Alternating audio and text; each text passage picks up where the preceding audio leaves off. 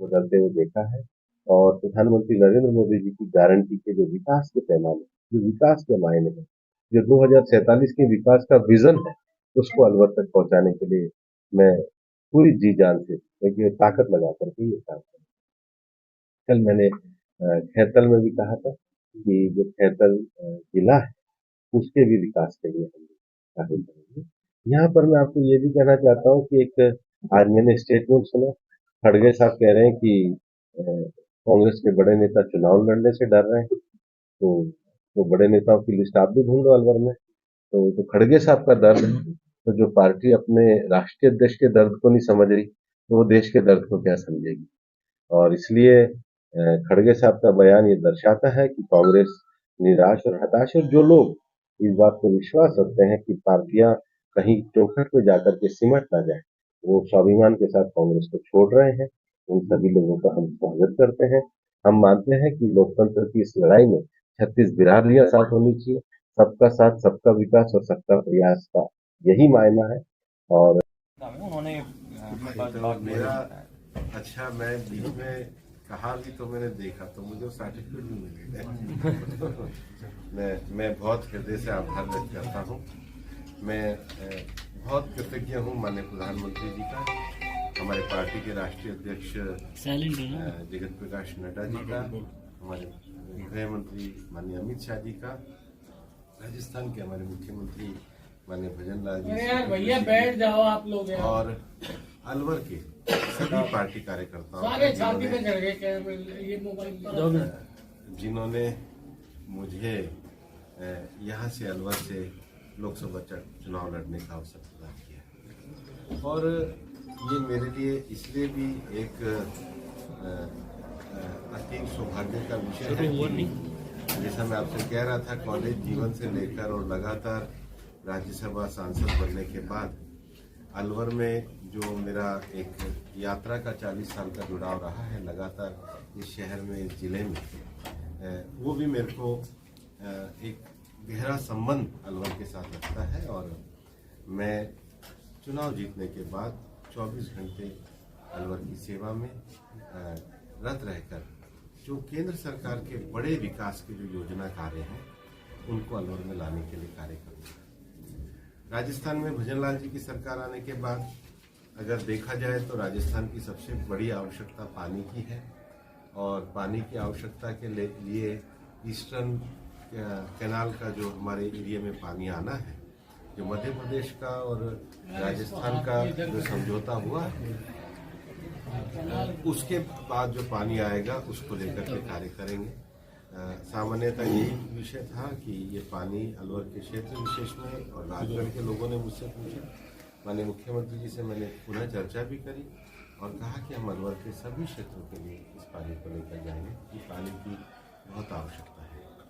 दूसरा, जो राजस्थान की सरकार ने बड़ा विषय किया है, और उन्होंने केवल ईस्टर्न राजस्थान नहीं बल्कि यमुना जल के विषय को लेकर के और उदयपुर में देवास के विषय को लेकर के भी राजस्थान सरकार ने सराहनीय कदम उठाया। उसको हम 5 साल में पूरा करने के लिए संकल्प हुआ। दूसरा विषय ऊर्जा का विषय।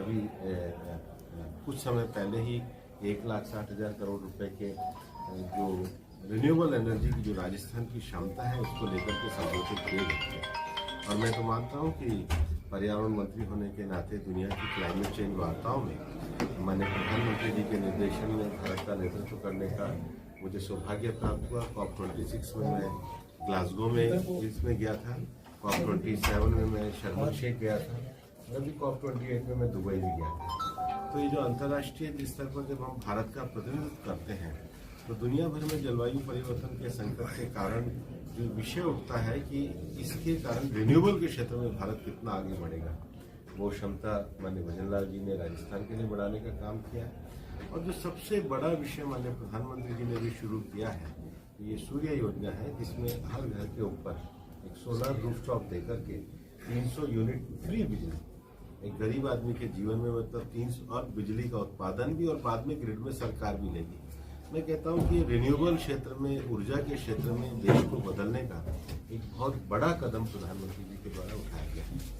तीसरा विषय, राजस्थान में हम सब देखते थे कि 5 साल तक एक रुमाल झपट्टा सरकार चली थी। एक तरफ सचिन जी रहते थे, एक तरफ गहलोत साहब रहते थे, और इसी खींचातानी में सरकार में हमने देखा कि छात्रों के साथ, नौजवानों के साथ, युवाओं के साथ खिलवाड़ हो रहा है।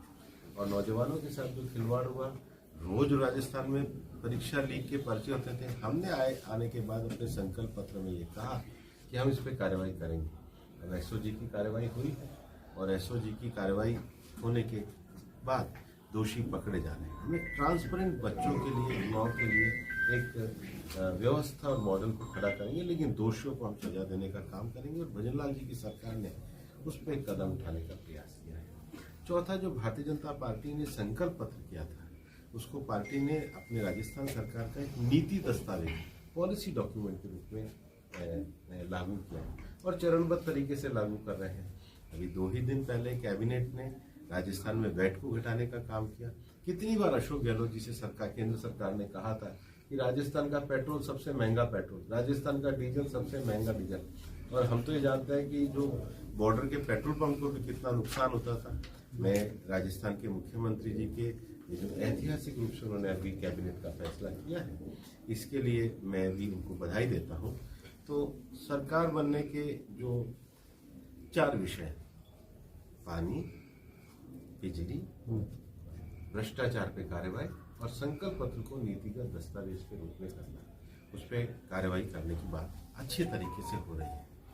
अलवर सर, वो बाहर ही मान रहे हैं। मोदी गारंटी में बात की, तो आपकी खुद की कितनी 5 गारंटी यहाँ की जनता के लिए, क्या आपके विजन में जो है कि लोगों को ये कह सकते हैं कि मैं ये रहूंगा, यहाँ लोगों के बीच में रहूंगा, ये 5 काम ऐसे कौन से हैं जिनको आप प्राथमिकता पर रखेंगे? मैंने पानी के बारे में आपको कहा, मैंने ऊर्जा के बारे में आपको कहा, मैंने लाइब्रेरी के बारे में आपको कहा, मैं जो सरकार के नए विकसित भारत के जो नए उद्योग हैं उनको अलवर में लाने के लिए काम करूंगा, और अलवर की पूरी निष्ठा के साथ।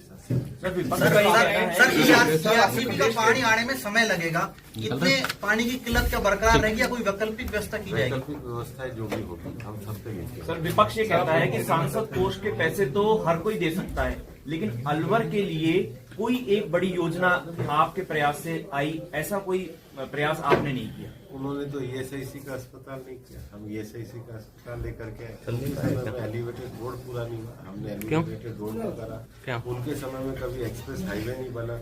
खुद आप अलवर के विधायकों से पूछो कि उसके मोड़ को बनाने का काम। ईएसआईसी मेडिकल कॉलेज, उसके बाद नीमराणा में अभी जो नया अस्पताल की जो स्वीकृति हुई, डिस्पेंसरी जो हुई है, वो सारे विषय किए गए। आपके पास लेंगे तो अलवर में वो क्या समस्या है जिनका निराकरण आप जरूरी समझते हैं?